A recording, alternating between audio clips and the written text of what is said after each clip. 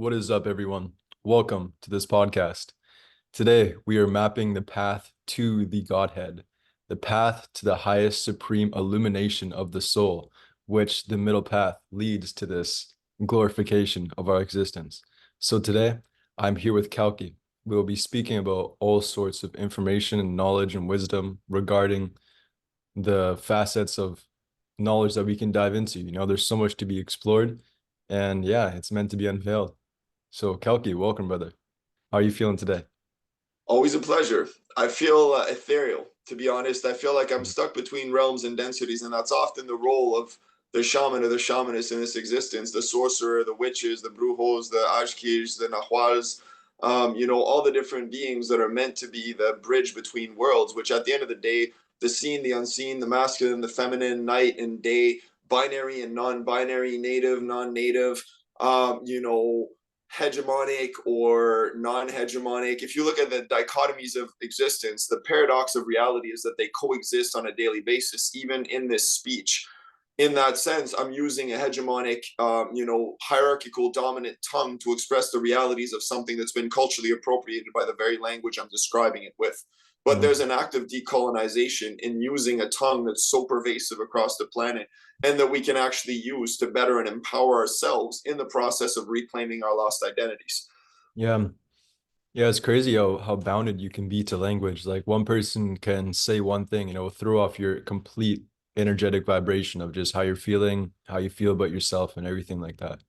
But if someone says Mm-hmm. something more positive and we all kind of collect as a whole and just uplift each other to our self-actualization and our self-individualization, so we can all shine as a star, but we all shine in the same sky?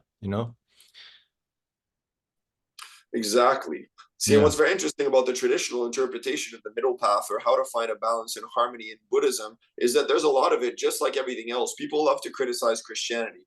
People are scared of criticizing Islam.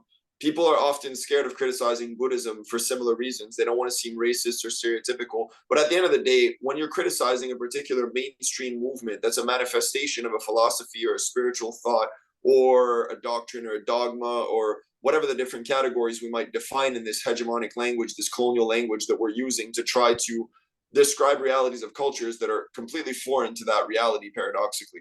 Yes, What is hegemonic? What does that mean? dominant, like it's pervasive, like it's a form. Essentially, it's like English has become the hegemonic force of language in the world because or the most hegemonic language in the world, I should say. Like it's a part of hegemonic forces because it established itself as this tongue, much like in the days that are described in the Old Testament about the days of one tongue and one capital in Babel, where they built this and there was the confusion of tongues that happened. We can see the result of the confusion of tongues across the planet, but it's not a confusion. It's a diversity. It's a diaspora.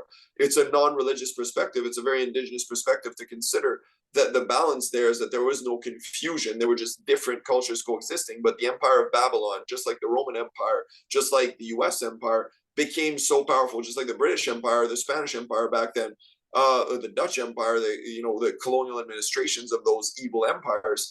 They became so potent and powerful that they imposed a language upon the entire planet and a way of life and a spiritual or religious or non-spiritual practice.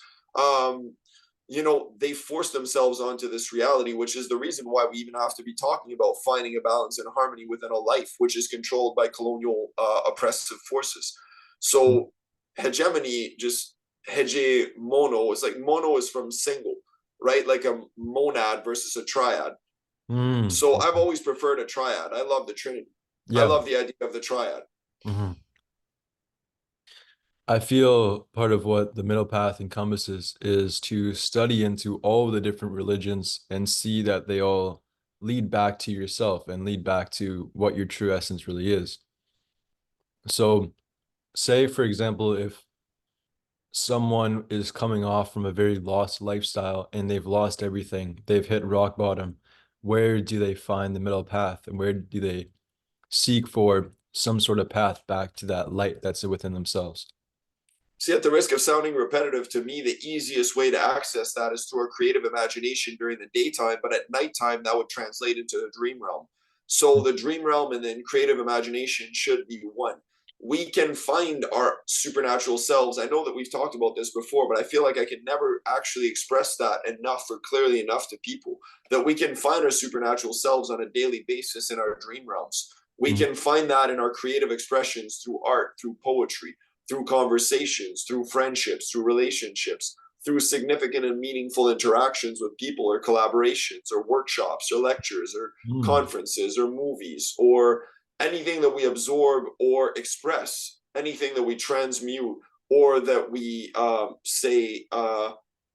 synthesize in that sense to retransmute into something else, which is originally re-expressing the different facets of the influences upon us.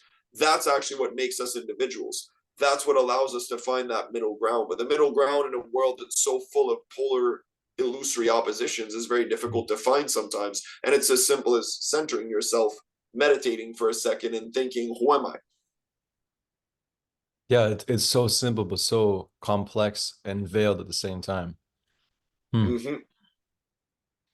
There should be a couple of questions that go with who am I too, like who do I want to be and who am I? Yeah. If those two don't correspond, it's totally fine because I'm not exactly who I want to be right now. I want to be infinitely more than what I am. But if you Hmm. strive for that, that's a really good basis to actually be able to find that balance. Hmm. But then if you tell yourself who I am and who I want to be as the same person, congratulations. You're either extremely successful and very healthy and very good at what you do, or you might be delusionally thinking you're at your best. But if you think that, that's already a good sign of self confidence. Yeah, but then I'm sure that the universe will humble you in that way. Very possibly, Yeah. depending on what your intentions are. Hmm. Hmm. I feel like my greatest gift in humility lately has been in not making music every single day since I came home. Yeah, man. And I realized how boring my life feels and how empty it is without writing poetry every day. But at the same time, I don't want to push myself to do that just to actually prove a point because it never ends. Hmm. Like I feel like if I hadn't made that much music in my life and that much poetry, I wouldn't I wouldn't be thinking what I'm thinking right now. But at this point, after 300 over 300 albums, I'm like, do I really need to say something more? To me, these Oh. podcasts are an extension of that. This makes more sense to me because it's like this is me up close in person. This is not me yelling on a mic or trying to make poetry and make it sound so convincing that everybody listens to. This is the way I am 24/7. That's real. Yeah, that's the goal of this podcast is to use it as a yeah, as an open space for evolution and self-discovery, self-insight, self-honesty. And so we can discover ourselves through the process and we can better ourselves so we can be better for our future self and also be better for the world around us. And yeah, in turn, of course, gain more power through that process. Yeah.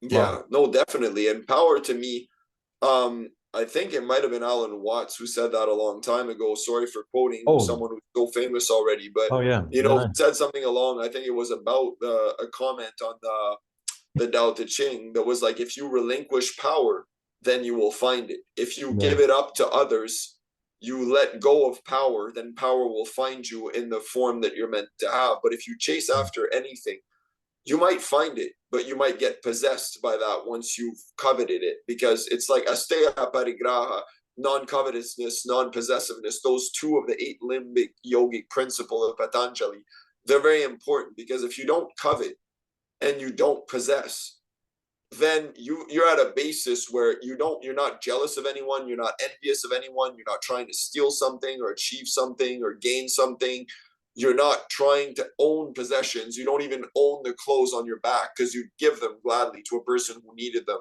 Then those two limbs, they're very, very, if you have a himsa and a steya and a parigraha, you've got the basis, the holy trinity of yoga, if you want to put it that way.